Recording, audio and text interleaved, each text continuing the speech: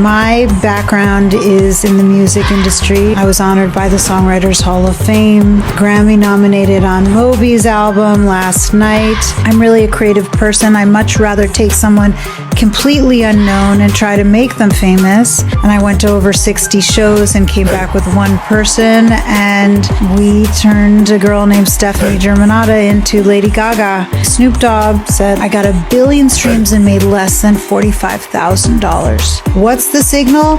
That people are unhappy. That's the signal. You're going to completely change the streaming space for both brands and consumers. We're paying people to live an inspired life for things that they're currently doing for free.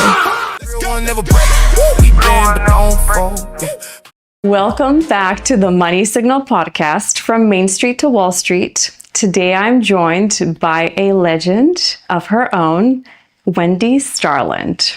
Thank you so much for having me on. It's great to be here. Thank you so much for being here, Wendy. It is an amazing honor to have you on the Money Signal podcast. Thank you. So I will read several interesting statistics for you, because the Money Signal podcast really is a podcast where we try to examine and analyze signals, and the signals come in different shapes and forms. So while my co-host Peter, who's not here with us today, talks more about and focuses more on finance and investing, I love focusing the signals from entrepreneurs and their journey and what they understand as a signal and how they actually first saw the signal and how they acted on it. So I'm going to read to you a very interesting statistic that's very suitable and I think will help us with a proper introduction for you, which is the music industry last year in 2025 generated $22 billion. Just last year. That is 11 times more than what it generated back a decade ago. And very interestingly, only 30% of that was left for everything else but streaming. That said, that revenue that we just mentioned was primarily made up of streaming. So between revenue and culture, your spirit journey and path has actually brought both the music culture and your background into music, as well as actually entering into that future or present space into streaming, app, and innovation. So I'd love to hear more now that I've shared this opener. Yeah, I mean, my counter would be, how much of that 22 billion actually went to the people who allowed that to be possible, the artist? How much of the 22 billion is in the artist's pockets versus all of the middlemen in between? I don't have that statistic, but actually an interesting one that I found was that every day there are 4,000 new artists that come up on on much more. Oh, on stage or stage? I see. They're like literally over 100,000 new uploads to Spotify every day by new and emerging artists who are looking for a brighter future and obviously sharing their talent with the world. Absolutely. So I want to start off by, and I don't want to introduce you myself because I feel like I wouldn't do you justice. I mean, your experiences ranges from literally musical discovery of celebrities and famous song writers and singers to yourself being an incredibly famous and celebrated songwriter and singer, to then an award-winning winner and also an entrepreneur now entering the AI space, which will absolutely change the way that musical artists are are transacting in the world. Do you mind telling us a bit about yourself in your own words and Sure. your background? Absolutely. My background is in the music industry, as you mentioned. I started off as an artist. I was discovered by Maceo Parker. I put a band together. We got a deal with Universal Music Group. I toured around the world for 3 years. I was honored by the Songwriters Hall of Fame. Grammy-nominated on Moby's album last night. Came back to the U.S. after, touring, and but still played some shows in the U.S. as well, opening for Jack White, Sheryl Crow. Did some shows alongside the Foo Fighters and other people like that. And writing. I mean, I've written for countless amounts of artists across various genres. And I've always loved that because it allowed me to express myself in lots of different ways. Instead of sticking to one style and one thing, I could explore and, do songs from stuff for the Wu-Tang Clan or, Moby or Lady Gaga. And so basically I worked with the producer who is a multi-platinum producer. And I said, it's great, writing for all these big names, but I'm really a creative person. I much rather take someone completely unknown and try to make them famous. And so he said, okay, well, we'll start working on the album and go out and find me somebody under the age of 25 who could be the female equivalent to the lead singer of the Strokes, who were huge at the time. Someone who's edgy and bold, who you can't take your eyes off of. And I went to over 60 shows and came back with one person. And we turned a girl named Stefani Germanotta into Lady Gaga. And that was an incredible process. She is so supremely talented and hardworking and brilliant and savvy and all of the great things, determined. She's really special, and we're so happy that the world agreed. And yeah, from that experience, I really learned a lot about what it takes to build a brand, because Lady Gaga is a brand. And so I, got a call, and he said, Wendy, I've been getting calls from the chief marketing officers of people like Home Depot, Estee Lauder, Fanatics, and they all have the same problem. They're sitting on over 100 million opt-in users, and none of their traditional means of advertising are working for them anymore.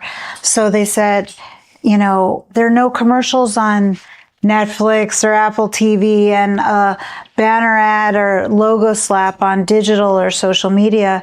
No one's clicking on it anymore. They may have fallen for that 15 years ago, but right. Nobody's engaging with it. So can you build us a platform in music where music is the hook and everyone will engage with music regardless of whether or not our brand is there? And if you do, we will distribute it to our subscriber base and have activations and all these kinds of fun things for people to engage with on the platform, and then have the customer journey and see what's working and use it kind of as an advertising tool, but not this thing where you're forced to watch a commercial. It's something that's fun and engaging, and contests and meet and greets and all kinds of cool experiences. And so he said, okay. And he called me up and said, Wendy, music is free. It's 0.004 cents per stream. So literally Snoop Dogg, said last year, I think it was last year, I got 1 billion streams and made less than $45,000. $45,000. I mean, when was the last time you did 1 billion of anything? You know what I mean? 1 billion times breathing. I mean, it's just crazy. And so I said, well, there were hurdles we needed to overcome, and there were points of acceleration that really turned her into a global brand. And so I went through it with him. Together we automated those processes, over 80 different engagement functions, and created pop culture's first super app. Wow. And what do I mean by super app? I mean, like, if Spotify, Amazon, Instagram, Etsy, and Ticketmaster had a baby, that's what I'm talking about. And what differentiates it besides being a one-stop shop? It uses AI to basically analyze. So you sign up for free, just like you do on Instagram or whatnot. And let's say I posted a song or a video. It could analyze the song or video, extract all of the relevant kind of information, and then automate the correct eyeballs to that through our brand partners. So let's say you're a beauty influencer and you're showing, some lipstick and mascara, whatever. Our AI would analyze the video and maybe send 150 million eyeballs from, for example, Sephora or Estee Lauder or, the makeup brands who are relevant, so that you're not only getting mass promotion without needing to pay for it, you're also getting the correct eyeballs, curated, data-driven mass promotion, and then we as the platform pay you 70% of all streaming and advertising revenue. So again, streaming revenue on other platforms is 0.004 cents per stream. We take multiple different revenue streams, merchandise, advertising, meet and greets, all kinds of revenue streams, put them in a pot, and then take 70% of the gross and just give it to the content creators, because that's what I think people deserve. I think the power has got to go back into the hands of the people who created this business, who are creating value, inspiration, all of the things that make music and media in general magic. And I'm giving the power back to the people. I just think that, and do I think we deserve 30% for putting this all together? Sure, I do. But I think they deserve 70%. And so I'm on a mission to monetize media and basically employ millions and millions of people through AI, because we see now AI is taking jobs away. What was it last week? It was 370,000 jobs in government, over 30,000 jobs in Amazon. AI is replacing so many jobs. Here on MusicSoul, we give you a job by using AI for data matching, mass promotion, discovery, and allow you to live an inspired life. And that's my goal. That's so inspiring to hear. Although I'm not a musician myself, I have always been fascinated by these statistics because, again, I'm behind the data and I love understanding more about each industry and the statistics behind it. So it sounds like MusicSoul will not only revolutionize the experience for the actual artists themselves, but it will also be almost like a neck-to-neck competitor with some of the largest streaming services out there, because you will, and correct me if I'm wrong, but you will be pushing out new artists and existing artists into a larger pool, obviously more eyeballs, and they actually get to keep that money to themselves, right? So as you mentioned, Snoop Dogg, that's a crazy statistics. I had no idea that for a billion streams, you only get $45,000. As an artist, how does that motivate you to create? I mean, I'd also want to clarify that you do not have to be an artist to be on MusicSoul to make this 70%. So let's say that you were an Instagram influencer. Let's say you were a beauty influencer. Again, the AI and let's say it was a lipstick. You're trying to show this new lipstick on your social media and trying to sell it for that brand.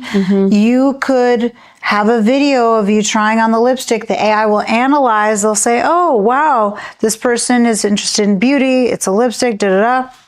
It will then analyze the crowd of people that this is being pushed out to through our brand partners, and then pluck the right eyeballs from that crowd and automate it to your video so that you know that the right eyeballs are seeing your content. And does it mean that everyone's going to stick around? No, but the ones that you can capture and keep, you will be retaining 70%. So it's not just for artists, although we do have the music license to all the music on the internet. So all artists who've ever released a song before will be preloaded onto MusicSoul on their profile with all their songs and their videos, so that it's not a hassle. It's just they can go and start earning instantly. That's amazing. Will that also apply to podcasters too? It sure will. Wow. It sure will. And think about, like, let's say, here's something really cool. I think it's really cool. You know, my mom, for example, she's not going to share a lot about herself and her own experience online, too many personal things. But maybe she would share like a John Mayer song, and then someone else would share it, and someone else would share it. And then let's say someone purchases a John Mayer t-shirt. Each person in that chain will receive a commission off that t-shirt at varying rates depending on how close they are to the sale. But people who are actively sharing and engaging will make approximately around $1,000 to $1,600 per month just by sharing someone else's content that results in a sale.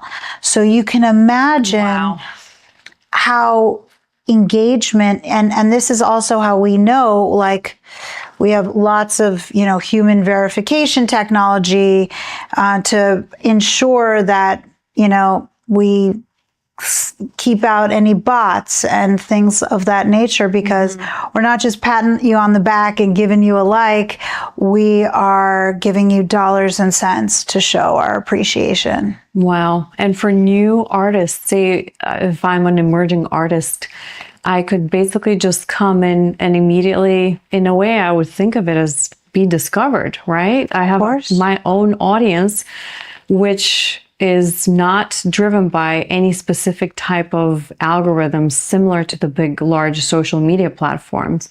Prime example, in my work as a social listening expert, I've spent the last close to 2 decades working on the back end, analyzing numbers of if a beauty brand had influencers that they partnered with and they pushed a specific product, say the lipstick, how did that perform on the various media platforms? One thing that we've realized over the years, I think as consumers and also myself as an expert, is that a lot of these apps are pushing specific algorithms that they have on the back end, pre-programmed, in terms of who their content goes out to, but also how limited it gets distributed.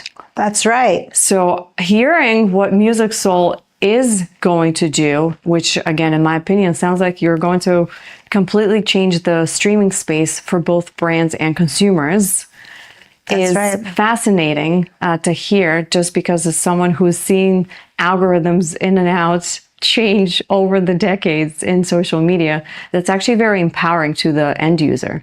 Completely empowering. I mean, to think, why would they limit your reach? People currently work so hard to get followers and, get their message out. Why in the world would they want to limit that for people? That is because big platforms are trying to push advertising, right? So the whole idea is that someone, as an emerging artist, again, I sympathize for artists, because I'm scared that true art might go away with the penetration of AI. So why are these big companies trying to limit reach? Because they're trying to get more advertising. Advertising doesn't just come from these brands, right? But I'll tell you right now, don't you think that advertising is not about necessarily limiting reach, which is why the biggest companies in the world buy the Super Bowl ads? It's because it's the curation. And that distinction is so important. The curation of the eyeballs is the thing. It's not how many people you're reaching. Should be able to reach as many people as possible. Doesn't mean that everyone's going to be interested in what you're doing. So having the curation built into the system, that is the secret sauce. And nobody's even thinking of it.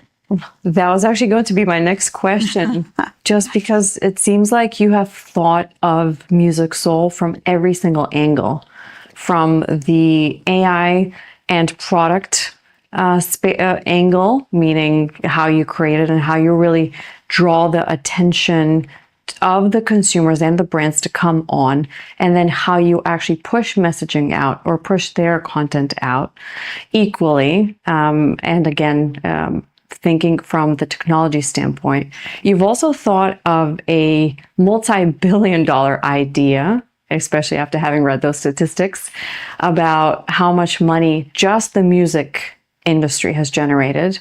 And it seems like you have thought of every single angle of MusicSoul. How did you even come up with it? Well, thanks for saying all that. That really feels good, and I very much appreciate that. So thank you. I thought of it because I lived it. I watched the process of Lady Gaga starting as a completely unknown artist and being built brick by brick through all of the different processes, and I know each of the steps. So how can those steps be automated and digitized? And so that's what I did. I worked with my, business partner to digitize those processes. Okay, so as an example, touring is huge for all artists, not just Lady Gaga, but for any artist, touring is huge. And how artists really, and how the record labels do it, is they have, an opening act for a much larger act who might be on a stadium tour. So the opening act gets exposed to an audience who would have a similar following, and so that they get that exposure. So I said to myself, how can I create digital touring? So digital touring, I can do that through AI. But how am I going to do that? I flipped the script by having the brands do the distribution. So for example, TikTok, they, when they were starting out, it has been told to me that TikTok purchased followers, users, the user acquisition. But I said, how can I make the user acquisition cost zero? Well, I can tell the brands, here is something where you're going to understand the customer journey. You're going to have detailed data on what is interesting and what generates a sale, and the, what buyers, what things trigger, what events trigger which outcomes. And so because of that, and because the brands are currently having trouble with their current advertising model, because television is changing and it's turning to streaming and whatnot, this becomes something that's so useful to them that they said, okay, we will do the distribution for you. We will push this out. So as a hypothetical example, let's say we were doing something with Estee Lauder as just a hypothetical example. We could have Estee Lauder say, hop onto MusicSoul, enter your zip code for a chance to receive a makeover and a meet and greet backstage with Beyonce on her tour. And Estee Lauder could have multiple winners at each stop on Beyonce's tour that we would put that together for them. They would get a makeover, and then in the comments it might be like, oh my goodness, I love how your makeup looked backstage at Beyonce, and then they could just close that loop by clicking the button having Estee Lauder's digital storefront within MusicSoul, because we are a marketplace, and click on the video and all the contents would be put into your shopping cart and sent to your home. Wow. So it's not only just something that you see on TV, then you got to go search for it, then you got to do, or, even on Instagram where it's like, click link in bio, go to the next site, search for it. It's like 5 clicks till it's in your cart. Here, it's like 1 click purchasing where it's on the video itself. You can click on the video. All the contents are put into your cart, sent to your home. Wow. So you guys will have integrations with the brands directly. So from the user experience, is it fair to say that that's my one-stop shop to do pretty much everything? Everything. So why would I then leave the app? Well, you wouldn't, especially because you're getting paid for things that you're currently doing for free. That was actually going to be the next question. Why would I leave the app to even consider working or doing any type of other activity than basically trying to establish myself on the app as a curator, creator, whatever profession that is? I mean, that sounds completely astonishing. It's awesome. And I'll tell you, listen, just like right now, there's TikTok, Instagram, Facebook. I mean, they all pretty much do the same thing, right? It will be one more app. It's not exclusive. It doesn't cost you anything. There is a premium subscription for $9.99 per month, which is very, very affordable if you choose to do that. But 80% of the functionality is free anyway. So we're going to you're monetizing back. So that subscription is right away. You're almost getting your money back.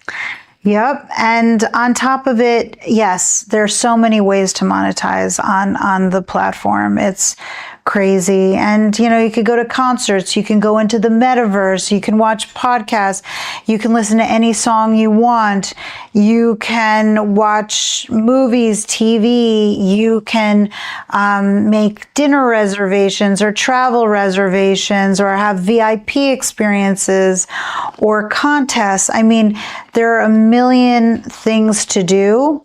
You can contribute to causes. We're very, very purpose-driven at MusicSoul.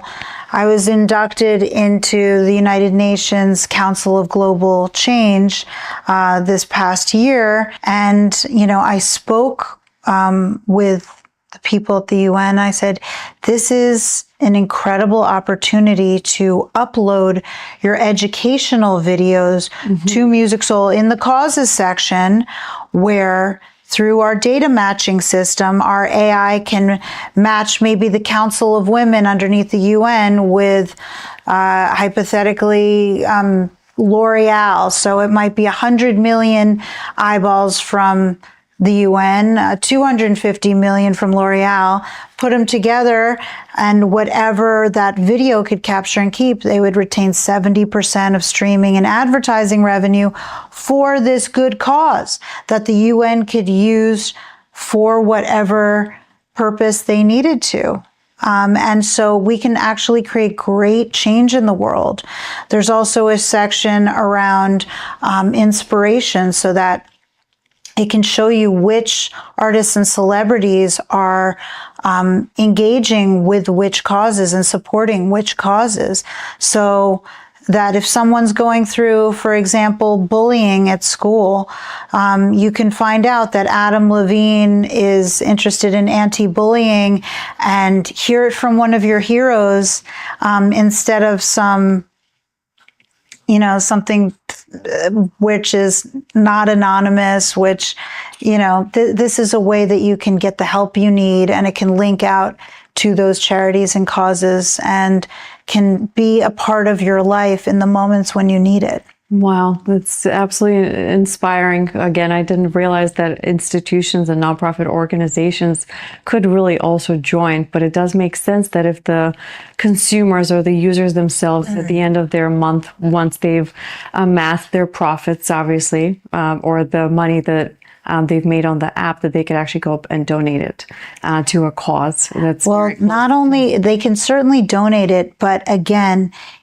without people donating, it's baked into our system that we just give 70% of our gross revenue to the user. And so if that user is, again, supporting a cause or promoting a cause, if that user is promoting a makeup line or a fashion line or their artwork or their song, whatever it is, we support, we are creating pop culture. And we're paying people to live an inspired life for things that they're currently doing for free. That's so amazing. And will the app be available worldwide, or how can worldwide? It will be available worldwide.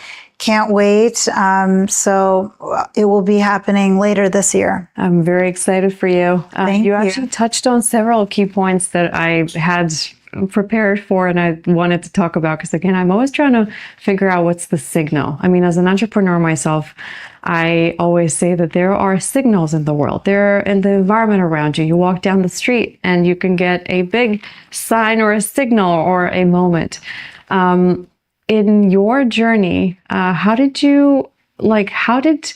you come to basically the conclusion that the world is ready and ripe for something like this? And this actually is very tied to the AI piece. I know we started off with like the question of AI and how will AI interact. So as an artist, you have discovered before the algorithms, one of the most famous celebrities and musical artists of all times.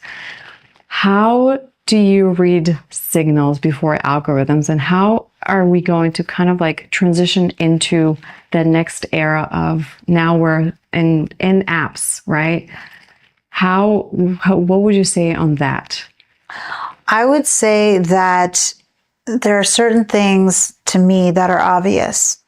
It doesn't matter whether you're an artist, a business person, a charity, every single human being who is trying to launch a business or launch a charity or launch their music career or launch whatever career they're going to have, they need three things. They need discovery. Who's going to find me? How are they going to find me? They need curated, data-driven mass promotion so that it's not only mass promotion, lots of eyeballs, but the correct eyeballs on your content. And then they need monetization. So if you've got all these eyeballs, let's say, for example, on Spotify, you can have 1 billion streams and make less than $45,000. So who cares if you've got all of the promotion, because you're not making enough money to live a life where you're not stressed out. So we want to create something that is inspiring to people, where if they're unhappy at their desk job, they have the ability to leave and put their effort and energy into creative pursuits. And so this gives people the ability to do that. So what's the signal? That people are unhappy. That's the signal. The signal that people are so concerned about their outward statistics. We have no followers on MusicSoul because we don't think that Picasso's better than Monet because he has more followers. That is the most ridiculous thing I've ever heard. And a lot of the decisions that are happening at the record labels happen based on, how many streams do you have on Spotify? How many followers do you have on Instagram? It's like, who cares? That's your job. Provide people with the audience. Provide them with a curated audience and see if they thrive or see if they fall. And half of our algorithm has to do with the amount of effort you give to your fan base. So if you're just somebody who never engages with your fan base, you might have lots of songs, but you're not going to kind of level up. We give 50% of our algorithm to people who are putting in effort to their fan base, and the other 50 based on popularity and things like that. But it's something where we want to spread this out as far and wide as possible so that people can get the attention they need and the curated attention, and then pay them for it. That's what everybody needs. And people need to feel secure in life. That is really what it comes down to. As an analogy, if I'm sitting there, drowning in an ocean and, paddling to survive, you're not judging me on my backstroke. You know what I mean? On how beautiful my stroke is. And that is exactly what's happening. Artists are struggling to pay rent. They're struggling to survive and then being judged on how great they are. How, the A&R guys at a lot of the labels are forced to sign a lot of copycat acts. And what I mean by that is, who is the last big artist? Let's sign someone that sounds like that. Because the music industry is dwindling and people are losing their jobs left and right. So of course, they're put in a position of lack. And we don't want to give that to creatives. We want them to say, you know what? I know I can feed myself. I know I can feed my family. I know I can pay my rent.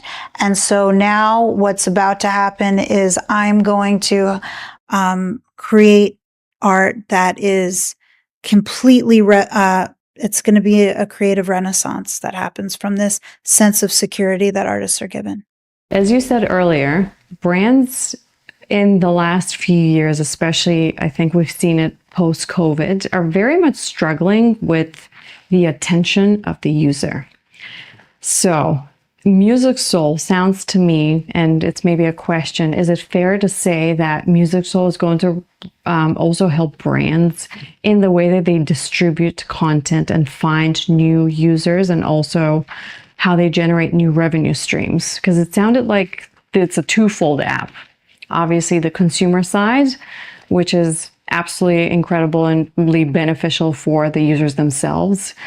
And then the brand side, which is more of that revolution towards streaming and moving away from the way that we consume media right now. What would it look like if you're on a brand side? So say I'm a brand marketer, those are the people that I work with mostly. How would it help them? That was the origin story of MusicSoul. Aris, my business partner, was speaking with the chief marketing officer of a humongous Fortune 100 brand who said, my traditional means of advertising is no longer working for me. There are no commercials on Netflix or Apple TV. And a logo slap or banner ad on digital or social media is no one's engaging with it anymore. What can you do? Can you create us something in music? Because everyone will engage with music regardless of whether or not my brand is there. And we can make it fun and interesting where people aren't forced to sit through a 30-second commercial that they're just going to hit the skip button anyway. Make it authentically fun and interesting. And so MusicSoul can capture the data of the customer journey of, wow, we saw what the response was when there were all of these winners who received makeovers and then got to meet their favorite celebrity backstage. And this amount of people clicked on the video to purchase everything that the winner had received in their makeover, all of the products. Things along those lines where it results not only in just the advertisement, but the actual sale, the click-through rate to those things. And understanding the customer journey in general, who are the right partners, who are the right influencers that are actually going to move the needle for that brand. Maybe there's certain experiences or other brands, maybe there's a restaurant brand with a,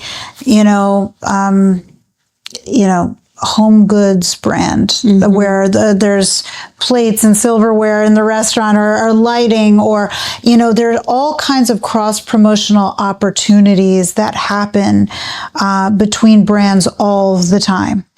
And they haven't had a place to live together and create those connections that will result in more sales for them. And now they'll have extremely detailed data on what is inspiring the customer to interact and engage with them.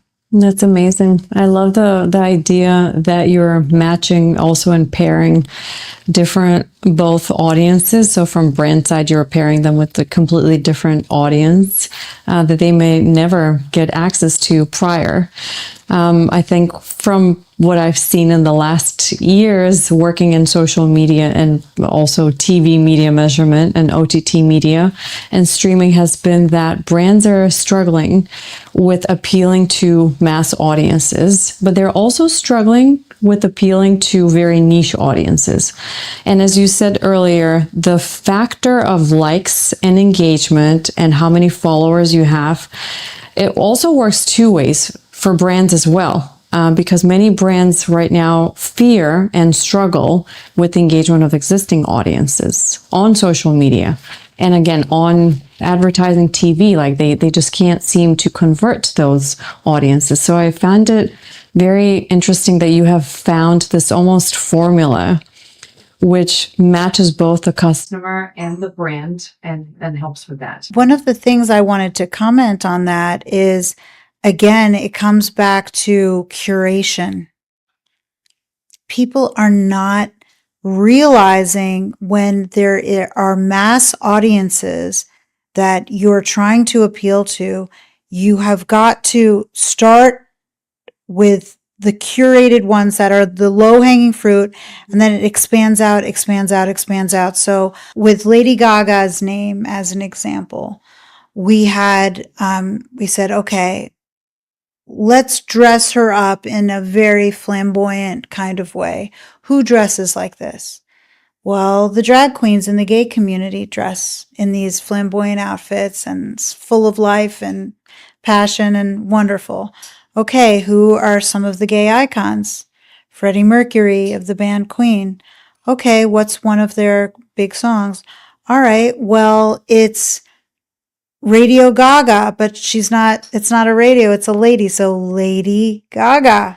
Here's the new name. And so basically we said, okay, let's start appealing to the gay community. Let's say, let's have her perform in lots of gay clubs. Let's then from the gay community went to the fashion community because, the gay community is very fashionable. We love that. And so from the gay community to the fashion community to the housewives that are reading the fashion magazines, from the housewives to their husbands, and so on. And so you start here and like concentric circles out, you can figure out how to reach a mass audience until Lady Gaga was worldwide.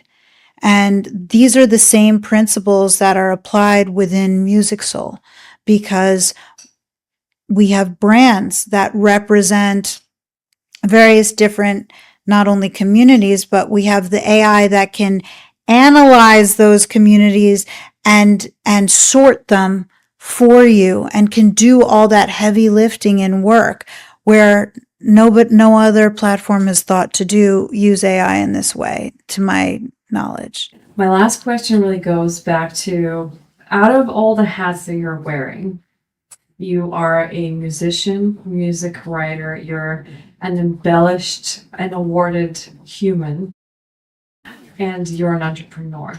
Is there a hat that you like wearing the most?